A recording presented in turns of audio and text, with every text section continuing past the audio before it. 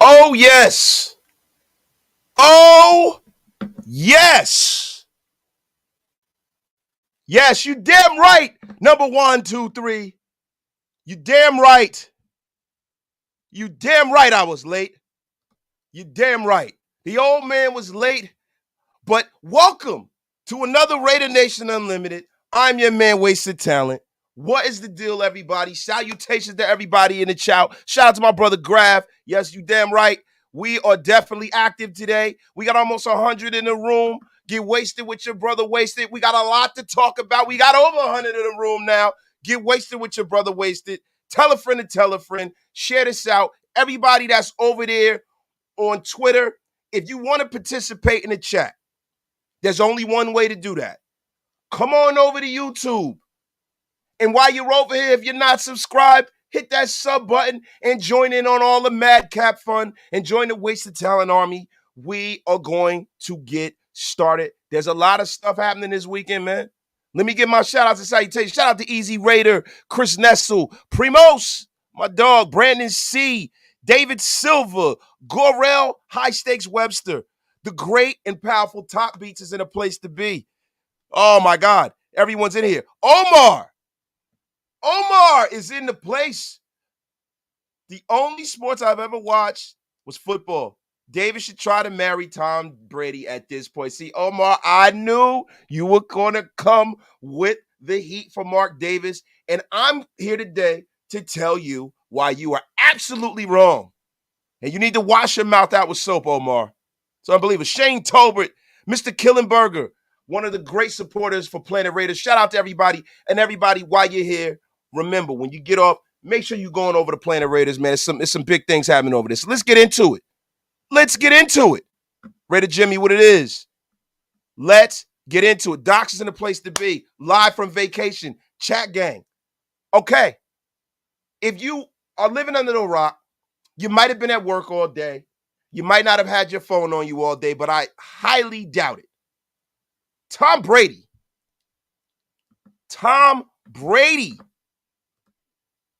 is now in line to be an owner of the Raiders.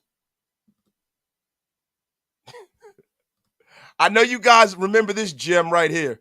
I know you guys remember this gem right here, man. I know you do. I know you love it. Meet the owner, baby. Tom High Stakes Brady is in the place to be as an owner. Now, listen, it has to get approved by the league's ownership. I don't see any reason why it wouldn't. To be honest with you, listen, man, Tom Brady is a guy who has been, taken like a papoose and rocked to sleep by, the NFL ownership, the media, even the things that he do wrong, nobody ever highlights it. This deal is going to go through. Tom Brady will be a part owner of the Raiders. But what does that really mean? Does it mean much? Does it mean anything? Does it mean that Tom Brady's going to be at the table, making decisions? I doubt it. Now, see, he has a minority stake. The only thing that this does is this gets Tom Brady in the room of ownership. It gets him at the table, seated at the table at the owners' meetings. It gets Tom Brady around how an organization runs. Now, there are other owners that have become majority owners who were minority owners in other teams, i.e. Jimmy Haslam. Jimmy Haslam was a minority owner of the Pittsburgh Steelers, and when the Browns were up for sale and he got a chance to get his part, he went and got his part in it. So it's kind of almost like an initiation when you become a minority owner of a team. It sets the stage for you to become a majority owner. It helps you make those connections. Now, Tom Brady is an NFL lifer. He's been involved in this sport over 20 years. He is probably the most recognizable player in the history of the league. I don't know about the history, but in the last 20 years, he definitely is, and he is the GOAT. So what this means is that when people say that Tom Brady owns the Raiders all those years, it's sad to say, but now he actually does. That's the only part of this I don't like. But this is nothing but right, guys. This is a guy, like I said previous, this is a guy who knows how to win. This is a guy who has the owner's ear. I mean, if you see the pictures of Mark Davis with Tom Brady, man, I mean, I haven't seen someone look at another man like that, man, since I was on my wedding day and my wife looked at me as fine as I was in my tuxedo. You know what I'm saying, man? Like, he looks at Tom Brady like he has a guy crush on him. So I think that this might be a good thing. Tom Brady understands what it takes to win. He's been around winning his whole career. He's won in other places. I think it's a great thing, man. I really, really do, man. Wasted. Have you seen Mark Davis troll about the Chargers and Thursday night football flex schedule? No, I did not see it. You'd have to put it up in the chat. But since we are on the Mark Davis side of things, let's stay focused here. It's a good thing having as many smart people around you when you're running an organization as far as football goes. I think that having John Elway in the room with the Denver Broncos at times has been a detriment because he's the only guy in charge. I think having John Elway in the room when Pat Bowlen was alive was a great thing because John Elway can recognize a quarterback who can get it done. Tom Brady can too. Hopefully, I pray that Tom Brady can sprinkle a little knowledge on some of these guys and we can find our next superstar quarterback. But right now, Jimmy Garoppolo is our quarterback. And right now, we have Davante Adams. And we need to get into the whole Davante Adams stuff that happened on I Am Athlete this week. But let me get to the chat here, man. I'm ignoring y'all, man. I am ignoring y'all, and I cannot do it any longer. My brother, Big Mike, is in a place. Hammer's in a place to be. Space Beast. Tom is adding cash, which is much needed for free agent signings. Bro, let me tell you something, man. Tom Brady adding that little bit of money to what the Raiders got going on is more beneficial to him than the Raiders. That money ain't going to move the needle for the Raiders, man. Come on. We talking billions, man. You talking M's, bro. Ain't the same thing, man. They're not shooting at the same basket. This is more beneficial to Brady, man. Hammer McHammerlin.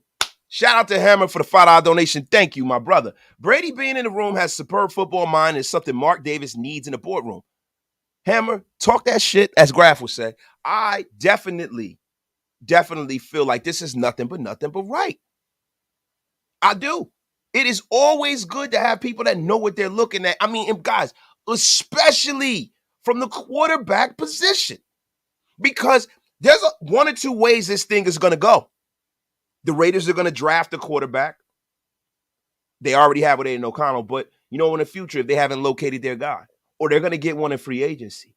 And it's good to have a guy in your ownership group who's taking real bullets and knows the sport, who can say, hey, man, I don't think that's the move, or I do think that's the move. And then also knowing, like with Josh McDaniels, knowing if it's time to cut bait from Josh McDaniels or if it's time to keep him. Because I don't think that Tom Brady has the kind of relationship with Josh McDaniels where if Josh McDaniels was affecting his money and affecting his ownership stake, that he's going to allow him to exist in a way where he could just fuck this team up. Listen, I think it will pay huge dividends, guys. Huge dividends. My guy Raider Dame. Tom Brady just being in the building going to pay dividends. That's a fact, bro. Easy Raider. Davis said, in short, the Chargers Thursday night football in Vegas, all of our fans from LA and the 3 Charger fans will be driving into Vegas. That's a fact. Man, I love that shit. Man, yo, talk your shit, Mark Davis. Please. Talk your shit, bro. Love it, man. Yo, we going to get into that later, Paul. We going to get into that later. My guy, Kier Beavers. We haven't had a football person in the owner's perspective. I assume this is what Marcel Reese's job was. Brady is better. And that, and I believe so too, right? But I think with Tom Brady, man, from a micro level, man, it is good to have a guy in the room who understands football fundamentally. My guy, Top Beast, ding, ding, ding. We have a winner. That's exactly my point. Brady would keep Ziegler and McDaniel on their toes. That is a freaking fact, bro. That's a fact. Jamal Williams, remember how excited the players were when they thought Brady was going to be the QB? You damn right. So it's great to have him in the building. And guys, you know what else is a good thing? We have our emergency quarterback in the owner's box. We have too many injuries. You might see Tom Brady go and start getting prepared here, man. I don't know.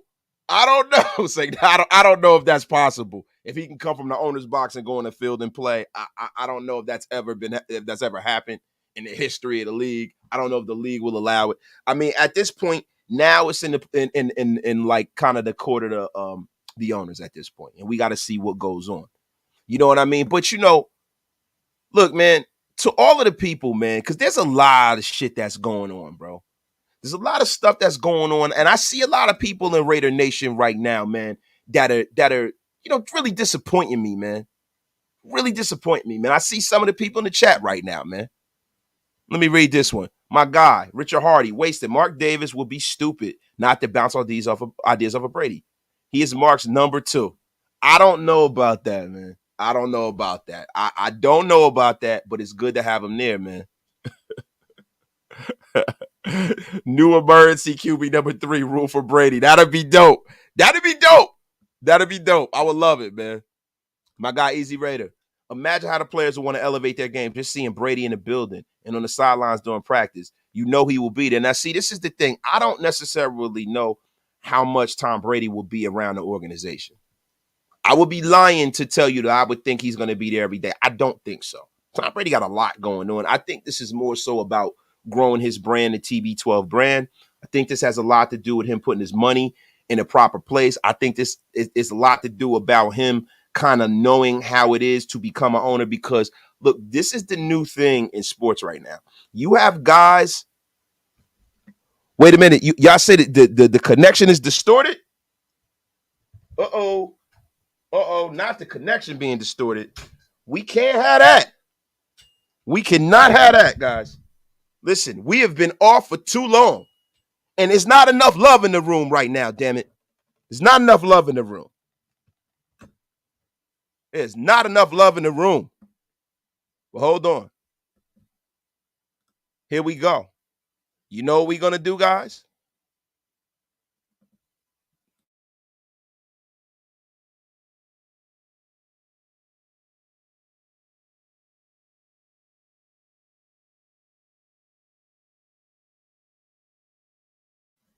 How we looking right now, guys? Are we splendiferous again? What is going on? Are we splendiferous, guys? My God, do you remember when Bobby Boucher showed up at halftime when the Mud Bowls wasn't the Bowman Bowl? Do you? Y'all stupid, yo. Y'all stupid, yo. One thing is for certain, Brady will ensure that the front office will get their shit together and start making solid moves. Now, see, guys, you got to understand, a minority owner doesn't have that level of say. So let's not oversell this Brady thing. Let's not oversell that. Tom Brady being in the front office, he could have Mark Davis's ear. But whatever happens with this team is going to have to happen at the hands of Mark Davis. Tom Brady he's not going to have that kind of stroke. Yo, it's still foggy? Oh my gosh, what the hell is going on here, man? You know what? I've been off for so many days, man. I was so excited to get rolling, man. And then you have a crappy day of Wi-Fi, which hasn't happened in fucking months. It's ridiculous here. It is ridiculous. We cannot be looking like Max Headroom here, guys. We got to get this thing rolling. I got shit falling down. It's terrible in here. No, I sound fine. The Max Headroom effect. Look, guys, we're gonna fix this in real time, man. We're gonna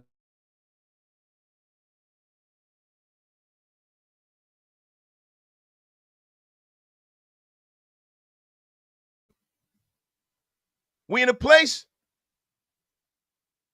Oh, good. Now I'm talking about the picture, man. All right, y'all trolling. Fuck y'all, man. We back in the place to be, man. But no, listen, let's get off this Brady situation, guys. I'm not going to oversell this thing like Tom Brady is going to be in the front office calling shots. The only thing he can do is kind of be an advisor. Because to be honest with you, minority owners, there are a lot of minority owners of the Raiders. We got to really look at the structure of what's going on with the Raiders. We have to look at the structure of ownership. But Mark Davis is the straw that stirs the drink. Thank you, Lingerie. I am splendiferous. Oh, yes. My guy El Rocket, wasted with the spectacular vernacular. Thank you, man. That's a bar right there. But yeah, my guy Marvin Lewis. Shout out to my guy Marvin Lewis, man. Mark Davis is enamored with Brady, so I think he will have some influence. Yeah, he will have influence face to face with Mark Davis. Tom Brady can't come in and start kicking people's asses and come down like Mark Davis and be like, hey, get it together or you're fired. See, that's the difference. And I don't want to oversell this like that's what's going to happen. He would have to, by proxy, go to Mark Davis and say, hey, Mark, you know, when I was with the Patriots, when we were winning, this is what happened. Hey, Mark, I feel this way about Josh McDaniels. And I think Mark's probably going to seek advice from him because I know that Mark Davis had a support system, you know, when he first got into ownership. His support system has died off, to be honest with you. He had, you know, he had John Madden there. John Madden was a guy who was a part of his support system. You know, he had a lot of people who were around him were old school Raiders, and he still does, right? But who better to go to than the guy who's won more than anybody in the modern football era? The only person I can think of in the history of football who's won as much, if not more than Tom Brady, is Otto Graham, right? You know, we're talking fucking almost, 60, 70 years ago. So nobody's won more than Brady. Nobody knows what it looks like more than Brady. So I think that's a great thing, guys. We got almost 300 in the room. Get wasted with your brother Wasted. Tell a friend to tell a friend. Share this out. Everybody on Twitter, y'all already know what it is, man. Yo, my brother Graf is still in a place to be, man. I love it, man. Appreciate you for pulling up. My guy, Jalen Harris, you're wasted. Yeah, we saw it. We saw it, Jalen. We got into it, but we got to stay on task, brother. Graham Cam, you listen. Raider Nation Unlimited is not for the tabloid nonsense. But yes, I saw that she-devil trying to slither her way around the great Tom Brady. Tom, listen, now that you're a part of Raider Nation, you know, before, you know, I hated you with the fire of 1,000 suns. But now you're part of the ownership group. I'll tell you this, Brady, just go and look down the line of all the men who have tangled with the Kardashian clan. And I haven't seen the man who's come out the better. Stay away from that stinky mud hole that's in Kim Kardashian. Stay away. My God. Jason Marshall, will all the other NFL owners approve the Brady? I don't see any reason why he wouldn't. I don't see any reason why they wouldn't. Maybe because of that little scandal that he had, you know, him and Shaq and all of the other guys with the crypto thing. But I don't see any reason why they would not. Why would they not want one of the, you know, probably a guy that they're going to have to give him his own wing in the Hall of Fame, right? Why would you not want, you know, the most decorated player damn near in history to be a part of an NFL organization, especially an organization that is in a market that no one ever thought possible. It's the fastest growing sports market. It is a great thing to be in Las Vegas. I mean, hell, you know, hearing Davante Adams talk about Las Vegas made me really, really hopeful for the prospects of what we have in the future, man. A lot of free agents are going to view it that way. See, a lot of people forget when you talk about players and you talk about where they want to be, you know, the decisions and the way they make their decisions to play certain places. People forget that these guys are human beings, bro. They make decisions based off of their families, off of their extended family, off of the family they grew up with, their natural friend, their friends, the weather, things like that. Quality of life. Quality of life is humongous for these guys. A lot of times we detach the way players are, and we always think about winning and fit and all this other stuff, right? And then we don't look at it the way we look at it at our own jobs. because we're all regular guys. We go to work every day, right? I know I do, right? I go to work every day. And my quality of life, besides the amount of money that I'm making, probably is second. The amount of money, like I'm going to be honest with you, wasted talent is a hard worker. I don't really, you know what I'm saying? I ain't never been afraid of working hard. I ain't never been afraid of working hard. If my job paid me fucking $200 an hour to shovel shit for a living, guess what? I'd get a mask and gloves and get me some fucking thigh-high boots, and I'd be shoveling shit for $200 an hour. You know what I'm saying, bro? Or whatever it costs. You know what I'm saying? I'm all about the money, right? But secondary to the money is your quality of life, right? And a lot of things with these players, people don't realize it. Your quality of life is key. And Las Vegas is a great, great, great situation. How does Kim K bring money to the football world? What's she gonna do? Bust it open on the 50-yard line? What's she gonna do? Do a tape? Getting, bro, like Kim Kardashian means nothing to professional football. The only thing she brings is bullshit, especially to the professional sports world. Effort.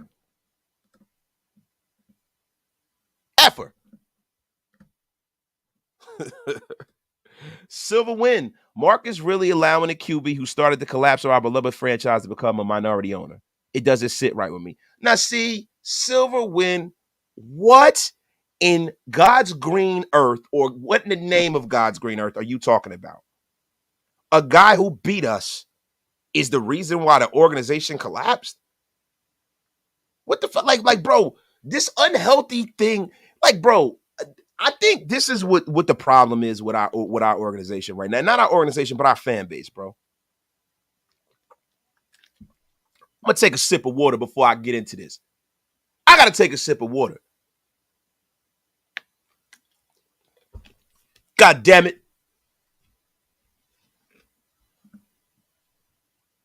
Listen, let me tell you something, brother.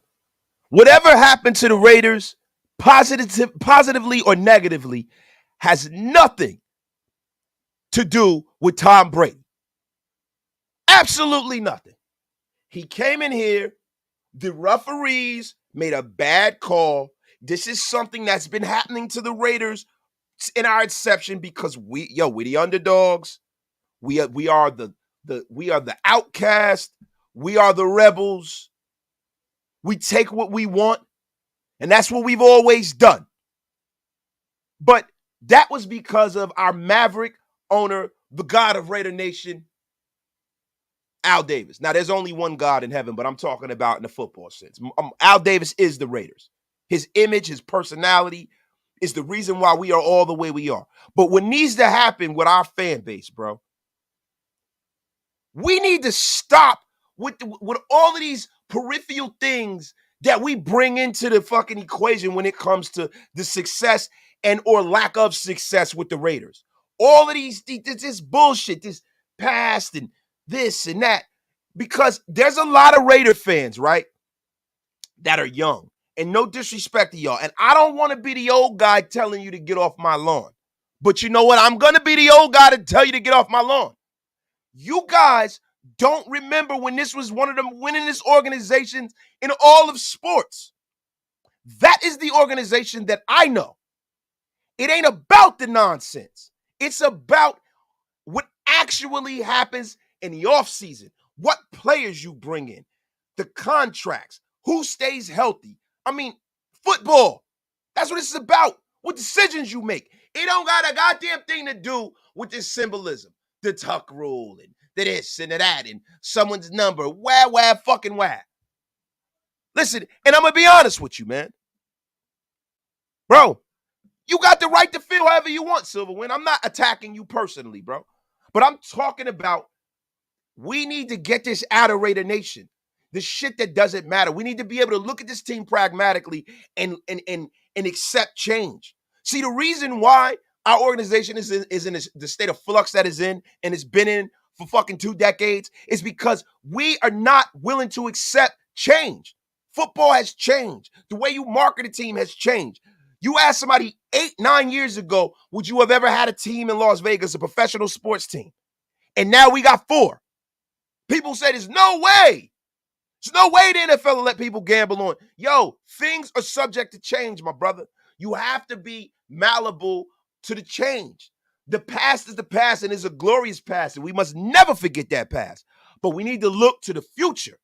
And what I need, and I need to get into this segment, y'all, because we getting back to the segments. The season's coming up. We got to get more structure here on Raider Nation Unlimited, man. I need for certain people to sit your ass down. Crybaby ass fans, man. Crybaby bum ass fans who ain't never seen this team win. They crying about us trading a player, crying about somebody having someone's fucking number. Just fuck. It's ridiculous. Disgust me. Whatever happened to the Raiders and our fans being the toughest fans in sports? You know, one day, me and my bro, we gonna have a show about this. I ain't gonna get too deep into this, but I'm sick of this crying bullshit. So if you're a crybaby ass fan, man, motherfucker, sit your ass down. Sit down, man. God damn it, I'm tired of it. Stop with the crying, man. And if y'all need it to be reiterated, I'm gonna do it again. Hold on. Angry man, what you doing here? Man, sit your ass down. You're damn right. It's time, man. It's time. Sit your ass down. Nobody want to hear all of that crybaby shit. That F out of here. Yes, that's right. We can have the good Lord himself. And people say, oh, what's he doing wearing the number 4? Oh my God. Oh, right after he left.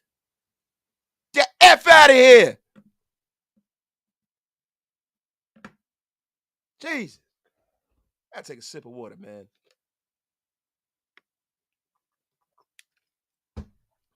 Going crazy up in here, man.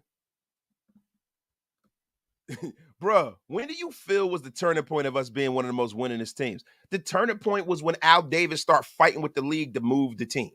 The turning point was when See, you gotta understand something. When Al needed to become physically solvent, because Al Davis ain't no billionaire. He didn't want to take on too many owners. If you take on a billionaire owner, you gotta listen to what they say too. They're not gonna give you their money. You know, these guys, when they give you a couple $1 million here or there to keep you afloat, that's one thing. When we talk about when the sport became $1 billion sport, Al was more focused on keeping the goddamn team. The fuck with, you want to win and everything, but you can't do. Listen, everybody says that you can multitask. Let me give y'all a little tidbit here. I do a lot of things. Listen, let's just break my life down, right? Right? I wear a lot of hats at my job. A lot of hats at my job. I ain't gonna get into that, but I wear a lot of hats, right? So I bring my work home with me. I work hard when I'm there. I have 2 children and a wife, right? I am, a person in my family who a lot of people rely on. So I have to be a great dad, and I got to be, even a great husband, right? I got to be a solid man. So I got all of that going. My kids are very involved. We're very involved as parents, right? Then I have this, and this takes a lot of work. Then now I'm getting back. I'm working out again. I'm doing what I used to do. And then you have Planet Raiders. I own house. I got a lot of shit going on, right? But when people say you can multitask, that is bullshit. You cannot multitask. What you can do is you can do one thing very quickly and effectively, and you move on to the next thing. Multitasking is a myth, and that is really what happened. Al Davis was trying to multitask and try to keep the team and win and this and that, and he didn't want to take on any help. And that's what happened, guys. All you young fellas out there, that's what happened. It became about trying to keep the team.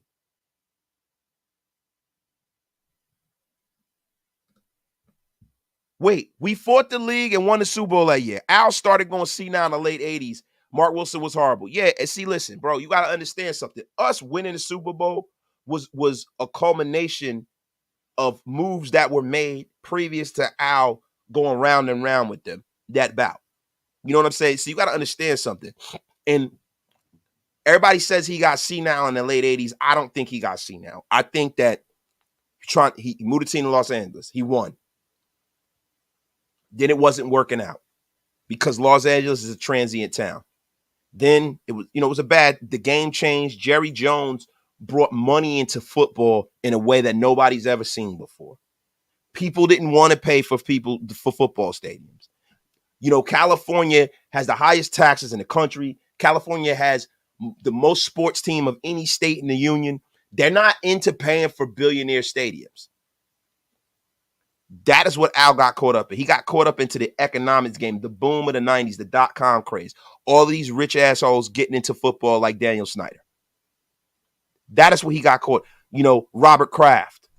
All these rich assholes coming and taking this to another place. That's what Al got caught up into. But listen, let's get on task. Guys, did anybody see the I Am Athlete podcast with Davante Adams? Shout out to Davante Adams. Shout out to B. Marsh.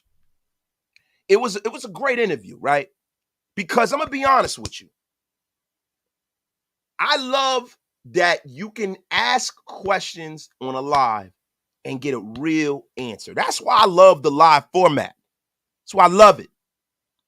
I love this shit because we got truly what Davante Adams is about. So all of the people, now last week you had the Ringer thing. It was a Davante Adams week. Davante Adams had Twitter on fire. He had Raider Nation on fire. Thank God for Davante Adams because now we got something to talk about today, right? I missed you all. Listen, man, what I got from that interview, and I don't know if you guys got the same thing, but what I got from that interview was that Davante Adams is damn happy to be a Raider. Davante Adams is not here just to, he understands that, the Raiders have some work to do. He's not expecting to go to the Super Bowl every single year. I think he touched on the fact that in Green Bay, they were always 13-3, and some of the guys kind of took it for granted. But he knows that there's a long road ahead. But he's committed to winning with the Raiders. I'm glad that now, you're not getting the perspective of a guy 3 months ago. That's what the Ringer article was. It was Davante Adams 3 months ago. Now you're getting live this week how he feels about, Jimmy Garoppolo. Says he's a great dude. He's a hard worker. You know what I'm saying? All of those things are, he's a winner. All of those things are great things to hear. That makes me hopeful. Makes me very, very hopeful, man. Makes me very, very hopeful. Let me get into the chat here, man. It was a dope. Yes, it definitely was. Adam shut up the whole media. How they have everything wrong, himself and the Raiders. And that's a fact, bro. See, man, this the funny thing. The hate and that pride and purpose. Thank you. The haters wanted to pry Davante Adams from the clutches of Raider Nation so bad. They just want this to be a dumpster fire. They want it to be a dumpster fire. And you got some fans, bro, that want this to be a dumpster fire. And listen, I don't like getting into stuff like this. I don't like scolding people and telling them what they should do and how they should do. But somebody had a article, and I think it's bullshit journalism, bro. It's bullshit journalism about how the Raiders might think about trading Davante Adams where that doesn't make any fucking sense. If we traded Davante Adams this year to be a $23 million cap hit, we trade him next year to be like $18 million. We are not trading Davante Adams. You don't trade players like Davante Adams and get better. You don't. See, I'm glad this organization now understands that. Now, some of you will sit up here and some of you will say, oh my God, they traded this guy, that guy, this guy, that guy. None of the guys that we have gotten rid of in the recent past equal one Davante Adams. None of them. None of them. No, Tay is not mad at the organization. None of them. And see, this is the sentiment that we need to get the fuck out of Raider Nation. And I'm going to curse. And I hope I don't offend anybody. I hope you don't offend your children. I know this is the afternoon drive out in the West Coast. Shout out to everybody out west. It's almost 4 o'clock. Y'all are driving home right now. You might have your kids in the car. You might be listening through the car radio.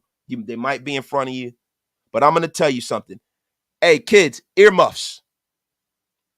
I am getting tired of all of the people who cannot get over a mediocre guy who is the quarterback of this team. And I do not like doing this. I don't like talking about this guy because it makes the whole conversation get derailed. But this is a guy who's won nothing for us. He is no longer here. God bless him. But what I will tell you is this. He played here, and when he retires, we will embrace him. But while he is not playing for this team, this is my this is unwasted. Fuck that guy. Because he ain't a Raider now. He ain't a Raider right now. If you're a Raider,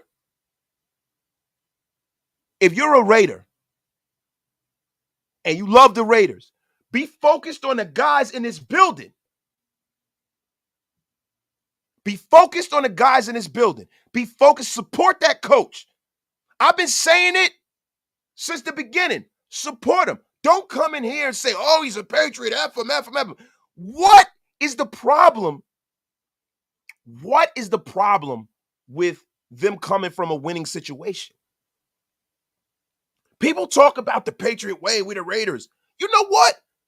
If doing things the Patriot way means that I'm going to see us hoist the Lombardi, then bring me some more of that shit.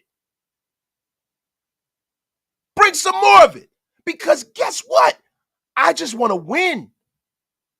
I just want to win, man. I want to win. I want a Super Bowl, bro. I'm getting old.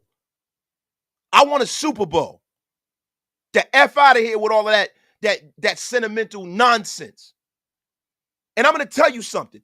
The people from back in the day who actually saw Raiders Super Bowls are not talking like that. You guys are sentimental about a goddamn player. Old school, 1961, my dog. Thank you for keeping the lights on at Raider Nation Unlimited, my brother. We've had enough dysfunction with this team and fan base to argue over a jersey number, knowing the guy DC is, he wouldn't mind. Neither should the fans. Now, see, thank you, old school, for bringing me back on task. My goodness. You guys, we got to talk about what happened this weekend.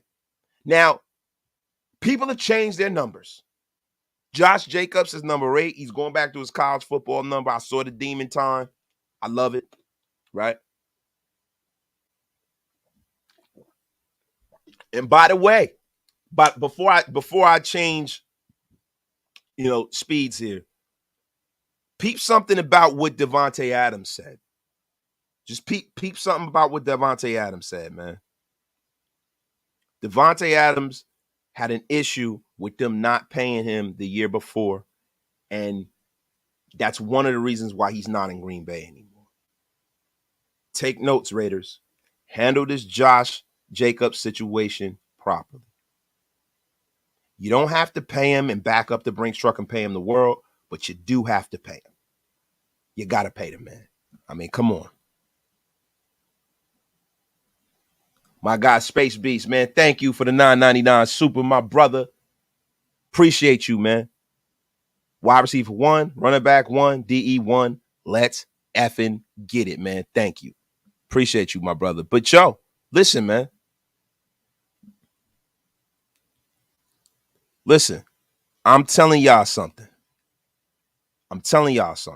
This Patriot way, if it is applied the proper way, maybe it works. But the thing is, you got to let it play out. Now, let's get into this thing, man. Now, the Raiders released their numbers. Josh Jacobs changing his number. Tyree Wilson is number 9, which is a little weird to me, man. A defensive end with a number 9. I'm just like, what the heck is that about? It is what it is, right? There are a lot of numbers everybody's talking about. Mayer's number 87. Damn, I mean, am I forgetting something? Am I forgetting a guy that had a number that's making Raider Nation go crazy? Am I forgetting?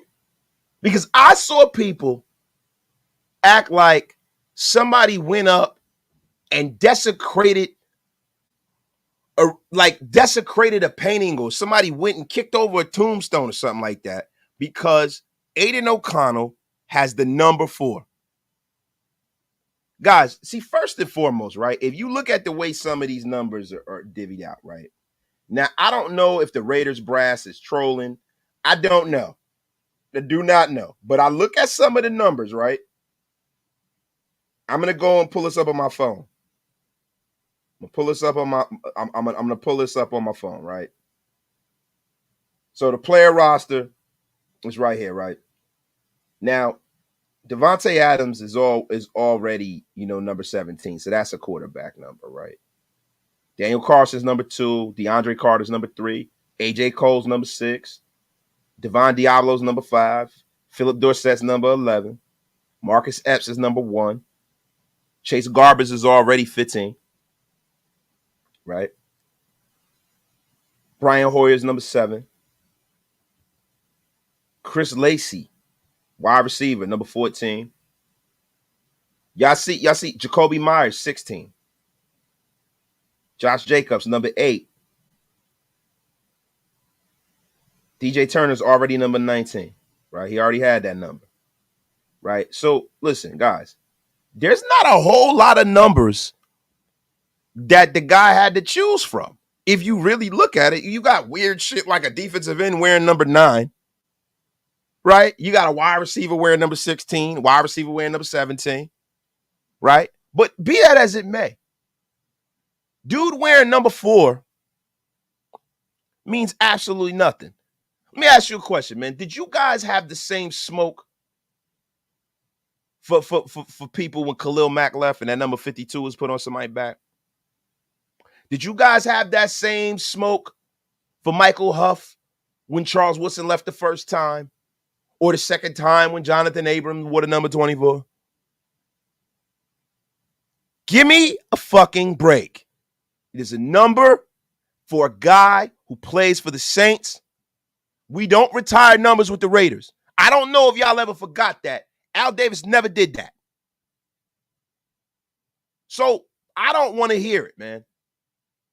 Jersey numbers, like my man Preem said, don't win games.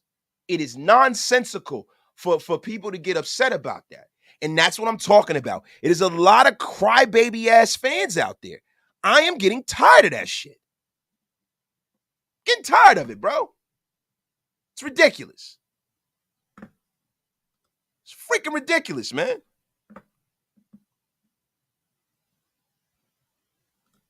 First 4 games will tell you about this team. I tell you what's going to tell you about this team. How this team works in preseason. How people buy in. That's going to tell you everything you need to know. It's a long season, bro. And listen, as my man Graphic has said, I have already taped the O'Connell name on the back of my number 4 jersey. I have 2. But yo, you guys, listen, man.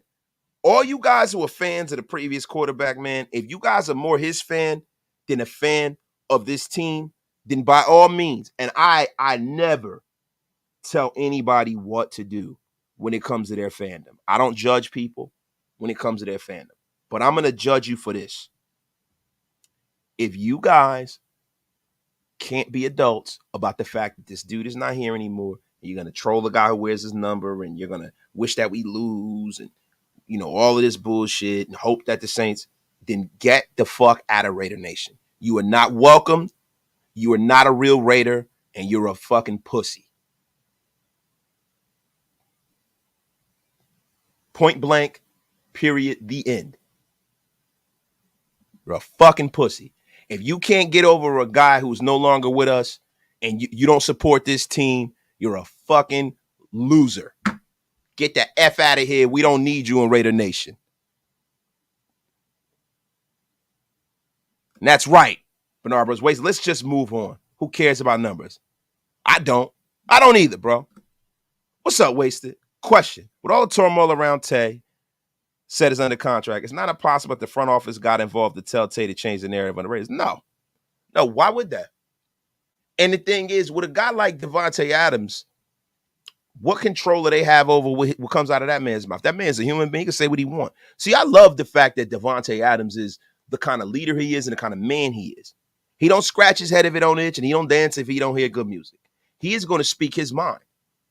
He's going to speak his mind. And I don't think the front office, if the front office is concerned about Davante Adams' opinion on things, and they need a narrative to be out there, that means they're not the front office that we need. They understand that he's a great player. They understand that, he's on a Hall of Fame trajectory. I personally feel like Davante Adams is on the kind of Marvin Harrison, Jerry Rice trajectory as a wide receiver. He is a Hall of Fame. He's a walking Hall of Famer. Let's hope he stays healthy. Let's hope he does what he needs to do. But Davante Adams has one thing in his career he has not done, and that is win a Super Bowl, and he has a timeline for that. And he should hold their feet to the fire. See, when you have great people around you and people that are successful around you and people that are used to winning, they're used to having people who hold their feet to the fire. You can't have these people who are these, these fragile individuals. I'm sure these coaches are not that goddamn sensitive. They play with Psycho Tom. Look, great players hold coaches accountable, and great coaches hold great players accountable. And I'm glad that that's that way. Like, you look at my circle, the people I have in my life, even in this Raider YouTube shit. We hold each other, the guys that I deal with, we hold each other accountable. That's how it's got to be.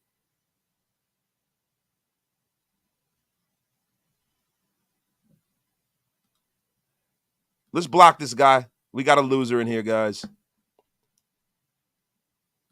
Raider 42. I got to disagree with you there. 81 and 24 are the only two numbers. I don't see anyone use without permission, at least. Look, 81, bro. Chad Shillings had number 81, bro. People have 81 all time. Like, come on, bro. That ain't true. Look, yeah, Willie Brown.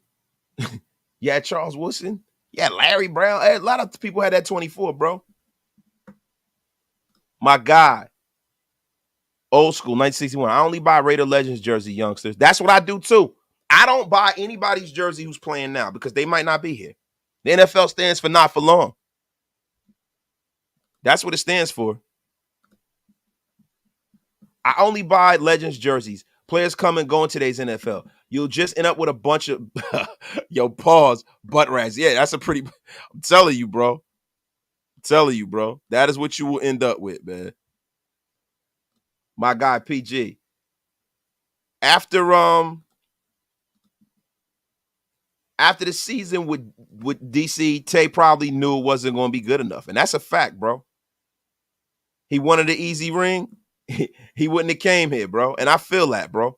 Listen, Micah Rivera was was number 81, bro. Come on, man. Micah Rivera was number 81. Come on, bro.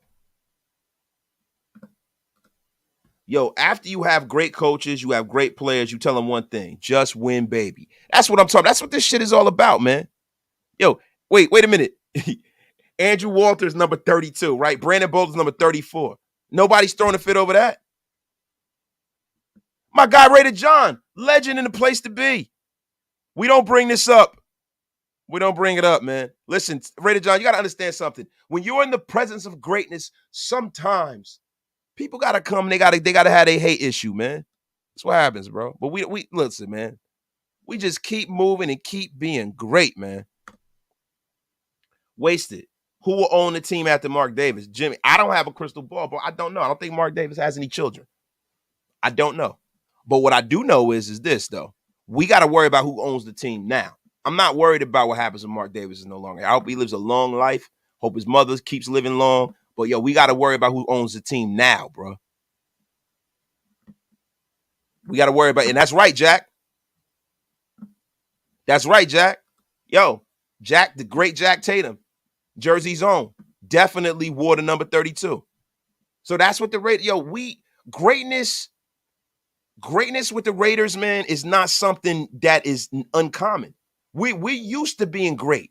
You don't just retire numbers. And it's like the thing, like when you look at it with baseball, right, with the Yankees have this lineage, right, where they retire numbers, right? And I'm going to be honest with you. that's not always a great thing, because what's going to wind up happening is, you're not going to have any numbers. The Yankees always have a bunch of people like that. The Yankees always have a lot of great players. Always. But guys, we got to get into the wasted word of the day. The wasted word of today is multifarious. Many different parts, elements, form, etc. And yes, the Raiders are having a very multifarious offseason, man. There are many different parts and elements that are going to make this a winning team, right? But you guys got to understand something, man. That is what it takes to win in today's NFL. There's not one approach to this shit, man. There's not one approach to this.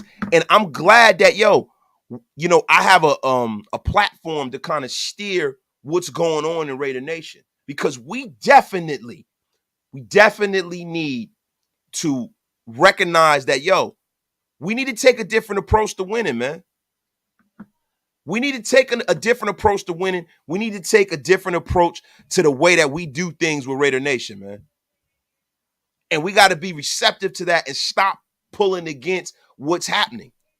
We need to, bro. And I'm going to tell you why, man, because like I say, man, all the time, man, energy cannot be created nor destroyed. You need to keep that positive energy. That positive energy from the fan base trickles down to the media.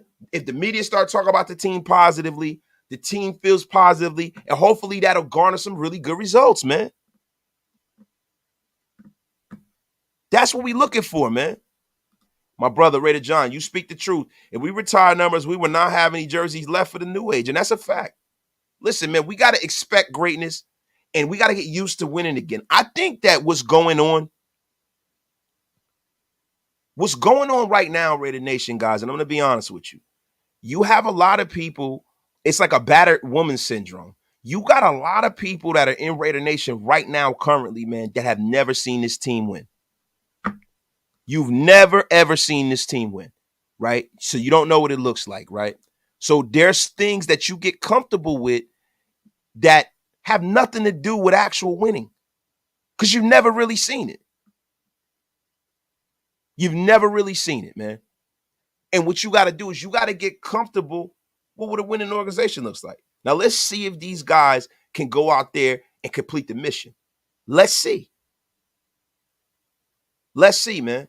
But the thing is, if you want us to keep doing the things that we've always done, the Raider way, whatever, that's not going to get it done for us, man. That is not going to get it done for us, man. We've been kind of running in place for the last 11 years, 12 years with Mark, doing what he's doing. I'm glad he went out and got an organizational structure. I'm glad that, we're going another way. I'm glad that we're bringing guys like Tom Brady to bring positive energy around the team. I love that, man. I love it. And anybody who has a problem with it, I kind of feel like, dude, that like you're not focused on what's really real with this organization. You're not focused on winning. Fredo, that's facts. I said this on Grab Show. I haven't seen us sweep the Chiefs since I've been a Raider fan. See? That's sad, bro. That's sad. I remember we used to own them, bro. That's sad. And I'm sick of it too, bro. Sick of it too, man. And they don't understand, bro. They don't understand. So, look, guys, we have to get behind what we got going on, and we got to support what's going on. And I'm not going to get on it too much anymore. Guys, in conclusion, right? Over the weekend, I didn't get a chance to get on the air. I was going to, but I wanted to talk really quickly, man, about a giant, a legend. A legend. We lost a legend in football. And this doesn't have anything really to do with the Raiders. I know this is a Raider podcast, but there's some things that are bigger than just the Raiders right now. And it's, let's talk about the sport at large. Let's talk about culture at large. Let's talk about probably a guy who was arguably the greatest football player of all time. Jim Brown. Jim Brown passed away, man. And Jim Brown was a giant. Graham Cam, you right. My guy, Jack Kenner, with $5 super. Appreciate you, brother. The Raiders could retire one number. They could retire 00 for Jim Otto. That was Al's main boy and one of the best Raiders ever, since the NFL won't allow any 00s anymore. So the NFL pretty much retired it anyway, right, Jack? So it is what it is, right? Yeah, man. Hey, everybody putting it up. Rest in peace, Jim Brown, right? But yo, let's get into it, man. The man, the myth, the legend, the great Jim Brown has passed away, man. And it's funny, man, because when you talk about, Jim Brown, man, what he meant. And see, you guys see this Jim Brown with the Raiders stuff. I remember it was an article of Sports Illustrated in the early 80s where people were talking about a late 40s Jim Brown coming back to professional football and if he could actually do it, and Al Davis being the guy to do it. If anybody would have done that would have been Al, right? But it didn't happen, but I think, to be honest with you, man, Jim Brown, if you ask my dad, right, rest in peace to my dad, but my dad, if my dad was still alive, my dad would be in his 80s. My dad was older when he had us. My dad, if you ask him who the greatest basketball player was ever, he'd tell you Wilt Chamberlain. If you ask him who the greatest football player was, he would tell you Jim Brown. And the thing about those two legends, where they had such a wide gap at being the greatest, they reigned on top of that shit, man, for years. It was even time. I mean, even when Walter Payton broke Jim Brown's record, people still said Jim Brown was the greatest football player of all time. I think the guy who kind of has supplanted, and there have been a couple guys who have come along where there's an argument. Jerry Rice, there's a huge argument for Jerry Rice, right? There's a huge argument for, Brady's a quarterback, so it's a little different. Lawrence Taylor was another guy, right? But see, I don't really want to get into, we all know what Jim Brown did. He was a man amongst boys. But the thing that I love Jim Brown was for is because Jim Brown, as a black man, right? Jim Brown was the personification of what a man should aspire to be. This man was like, when you look at strength and power, right, as a man, that is the guy that you point at. Jim Brown. Look, you got Muhammad Ali, Bill Russell, Jim Brown, man. And it's like, man, losing that from the world, bro, is sad, bro. Because I hope that some of these younger athletes, and you got a world where, you got the Ja Morants of the world, he's fucking up, he's doing his thing, man. But you see guys like, LeBron James, he's trying. And that's one of the reasons why I don't really destroy LeBron James, because at least he tries. The thing is that when you get guys that get into the political spectrum and they do certain things, you kind of got to wonder why, right? What are they doing it for? Are they getting a check? See, Jim Brown and Muhammad Ali, they did it when it cost them everything. See, that's the difference, man. So you get some guys who try to be legendary and they try to be trailblazers. They try to be, giants. They try to cheat code their way to it. People do that shit in hip hop too, right? Like, you got some people who, like Kanye West, says he's the greatest, he's a genius. You gotta let other people say you're a genius. You gotta let other people say you're great. See, Tupac didn't have to say he was the greatest. He ain't had to say it. Big ain't had to say they was the great. They just were. You know what I mean? And it's like, I just think as a part of some of these guys with all of this money, man, and all these resources and all these lights on them, right? I just hope that they go back a little bit and they go look at the man Jim Brown was and what he did in our community for relations with gangs and just, I mean, everything he did, man. Everything. Like, bro, listen, man. Yo, Daniel Malero, let me tell you something. When you talk about, like, and I'm not gonna get off a subject real quick, but when you talk about hip hop, bro, Tupac, I never listen. Do I say Tupac as a rapper, as an MC? Is he my favorite? No, but it's Tupac, and to me, the greatest rappers of all time, I'm just gonna be honest with you, are Tupac and Nas. Those are the two greatest rappers of all time. Do I think Tupac is a better MC than B.I.G.? No.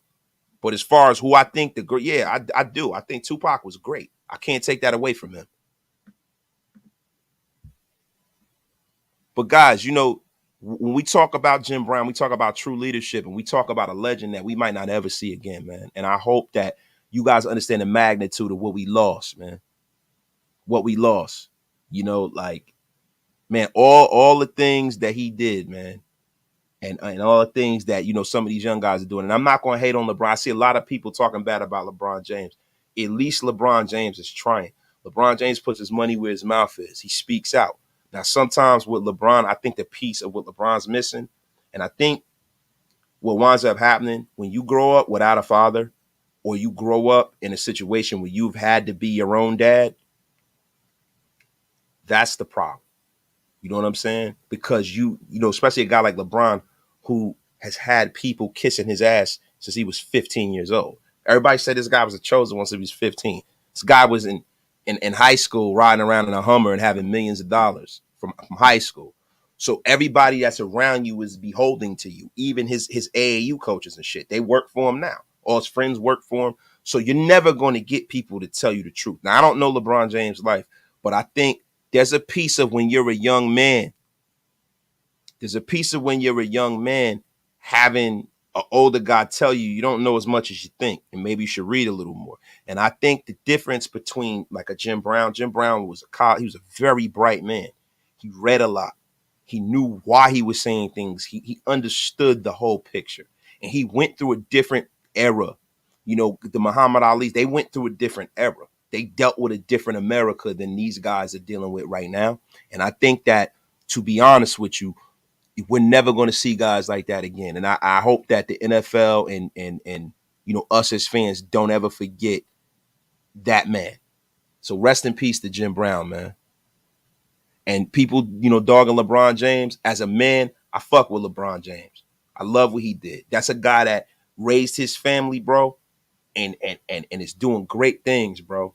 And from him not having a role model and him coming up and never getting in trouble and doing the right thing, marrying his wife, yo, you can't hate on that kid, man. You can say whatever you want, bro, but LeBron is a solid motherfucker. I give him a lot of props, man. Jim Brown. Jim Brown was thrust into greatness. LeBron will never. What do you mean? What are you talking about? What you mean? Yeah, man. I mean, as a player, y'all can say whatever y'all want, bro. This guy has had social media, cell phones, everything. You can't take that away from Bron, bro. You can't take what kind of man he's been. He ain't never been in the media for no trouble, no bullshit. You can't take nothing away from LeBron James. I don't want to hear that shit. For a pro athlete to go to the hood and work, have notes, says a lot about your character. That's a fact, bro. For the have-nots. Now that says a lot about your character, man. So I just wanted to definitely give Jim Brown his props because he transcends sports in general, man. That was a great man that we lost. Dupree, he says, I am no longer a Raiders fan because of you 100%. Dupree, good. I hope you're no longer a Raider fan. And I hope that, you know, whichever team you go to, I hope that that team loses every game and the quarterback breaks their back. Get the F out of my chat, you effing loser. Oh, man.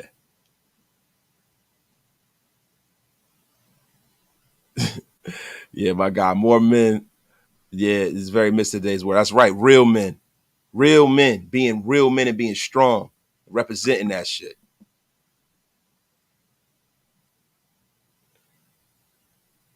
Yeah, man. Hey, guys. But, yo, look, I just want to say that. And another thing, right?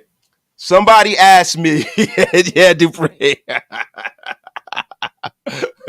Somebody asked me, hey, Wasted, what did you think of the Lomo fight and the Devin Haney fight? Now, Devin Haney is a Bay Area guy. You know, I'm not a huge Devin Haney fan. You know, I think he's very skilled, but I think Devin Haney is they're bringing him along the right way.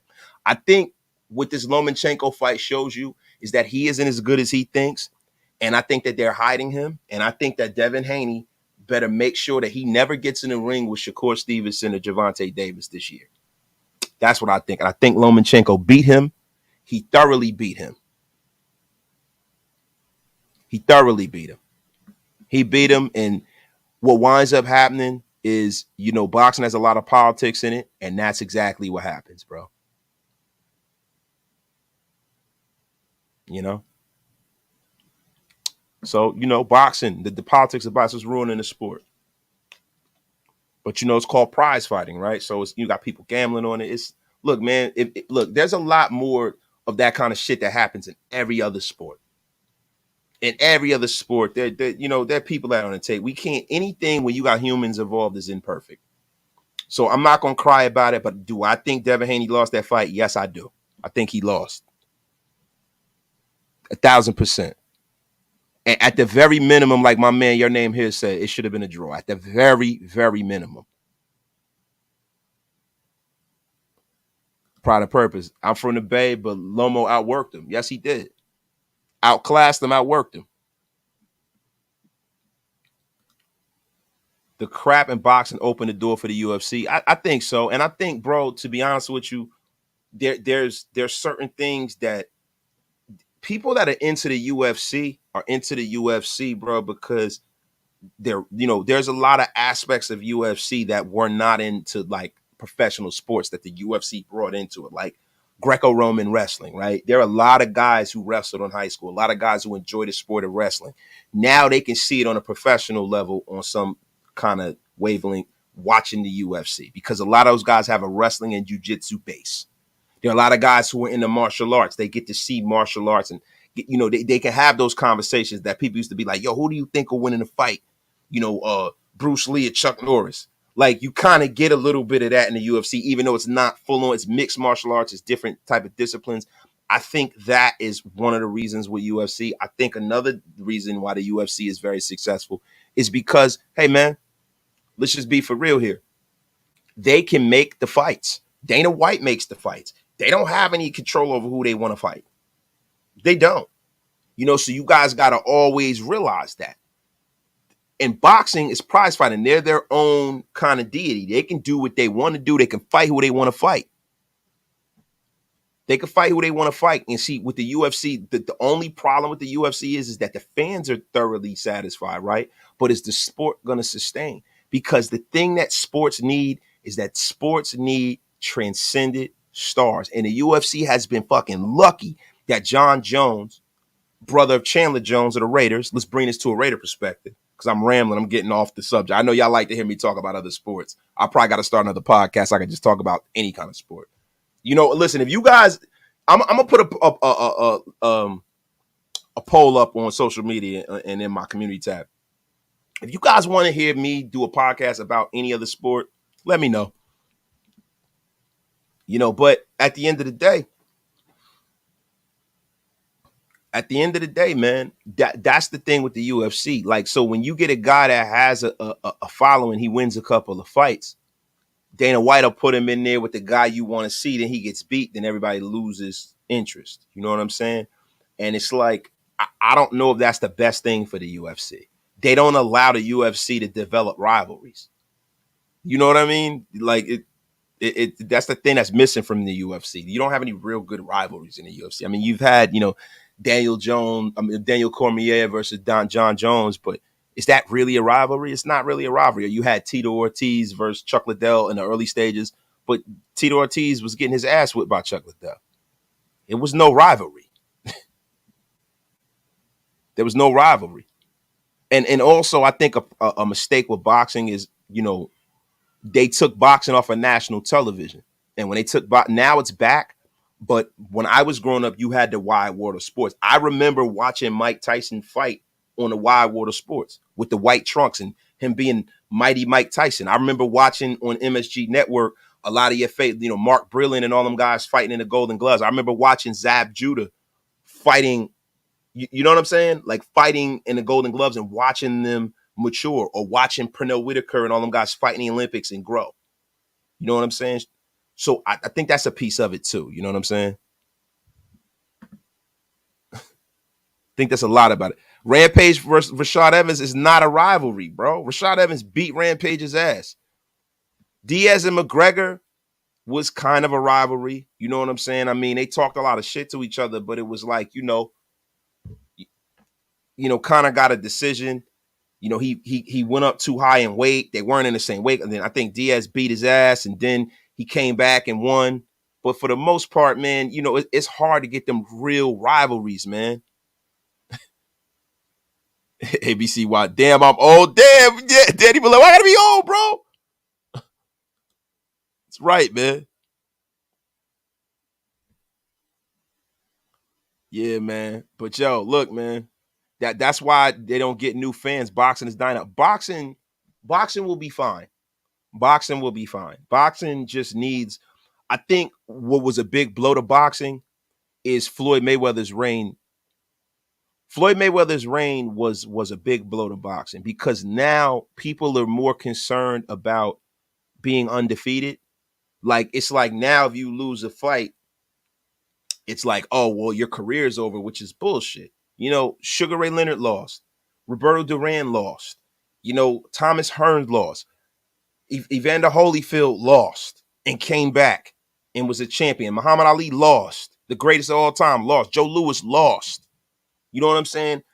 Now you have so many politics in boxing where you have people kind of like take people and move them around and get the fights that are more advantageous to them as opposed to them going and fighting the people that they should. And I hope boxing doesn't do that with these kids that we have in this, with Shakur and Javante and with all of these guys. You know what I'm saying? I hope these guys are going to get a chance. It's just, I just hope they get a chance to fight each other. Now, I'm going to be honest with you guys. You got to realize something. Back in the day, people talk about fighters that, they when they look at when a guy loses, right? I'll give you an example, like Roberto Duran. Roberto Duran won a lot. Roberto Duran lost. And let me tell you something. To me, he's one of the 4 best fighters to ever fight. Right. But it doesn't matter. You can even look at the time with the No Mas fight. People don't even know the histrionics behind why that even happened. Sugar Ray Leonard got outclassed. He got his ass whipped by Roberto Duran the first time they fought when they were both in their prime. Roberto Duran went down to Panama, thought he was retired, was down there fucking getting fat and hanging out and shit. He needed the money. Sugar Ray Leonard and them knew. They went down there, got him to fight. They got a very poor version of Roberto Duran. That's why when you ask Ray Leonard who the best fighter he ever fought was, he will tell you it's Roberto Duran.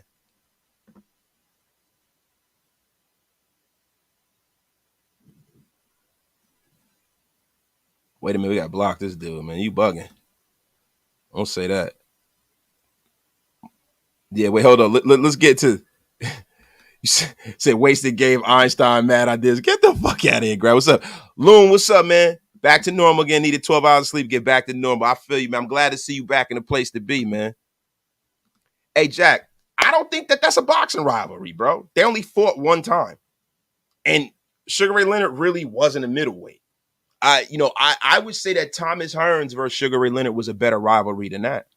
Because even though Hearns didn't beat Ray Leonard, Hearns beat Ray Leonard. There were times where they gave fights to Ray Leonard where I think Tommy beat his ass. I think the best boxing rivalry of all time has got to be Ali Joe Frazier. That's the greatest boxing rivalry. They almost killed each other fighting each other, bro. That's hey, Jack, I think you missed the mark on that one, my brother. But hey, guys, listen. Hands of Stone, great biped. That's right. The great Roberto Duran, bro. The great. So, guys, no soup. No. We just talk about boxing. We gonna get out of here. We talked about the minority ownership. We beat that thing to death. Oh, also, the Raiders signed a guard. I'll get into that the next live. There was a lot going on here, guys. Guys, I think we had a great episode today. I will see you guys mañana. We're back at it. We're going to be doing shorts. We're going to be doing the bull dance. We're going to be feeling the flow. There's going to be content coming out of your ears, even though this is the off season. See, this is why you come to Raider Nation Unlimited. This is why you deal with the Mount Shieldmore brothers, because we put out the content. We put it out. We're here for you. We're available. And let me tell you something, guys. We're going to have a great season this year. As you can see, Blackout Division. Shout out to Raider Cody. Shout out to Graphic Raider. Those guys got a lot going on this year, man. It's a lot of things that are going to connect this nation, man, in a real way on the ground floor. So y'all Get your tickets. Get out to some games. I'm going to be out there a lot this year. Hammer's going to be out there this year. You know, Graf's definitely going to be out there.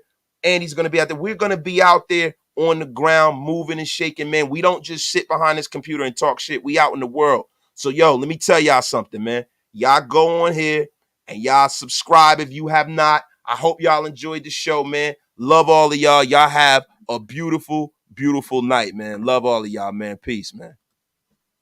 Oh, wait a minute. I forgot. Guys, I know it's corny, but guess what? I don't give a damn. Yesterday's price is not today's price. You damn right, yo. Y'all have a great night. Peace.